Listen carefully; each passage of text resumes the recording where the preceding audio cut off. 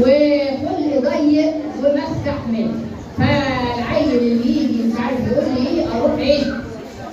اطلع على طول. حماتي قالت لي كلمه ما عجبتنيش اسيب البيت واعمل كده. انا مش عارفه اعمل ايه، انا كده على طول يعني ما ايه؟ ما اعرفش اقعد ايه؟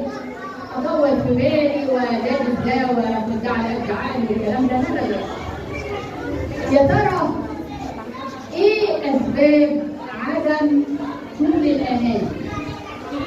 مفيش فكروا معايا. لا الناس اللي بتحكي ورا تركز معايا. يا ترى انا ليه بالي قصير ونفسي قصير وما عنديش طول اناه عشان اعرف اعالج نفسي؟ ليه؟ مفيش حكمة. محبة ضعيف. مفيش حكمة. مش حاسة ان انا بحب الناس ولا الناس بتحبني، لان في الاول حاجة من ثمار الروح محبة. المحبة دي تجيب ايه؟ فرح. الفرح يجيب ايه؟ سلام. السلام يجيب ايه؟ طول اناه.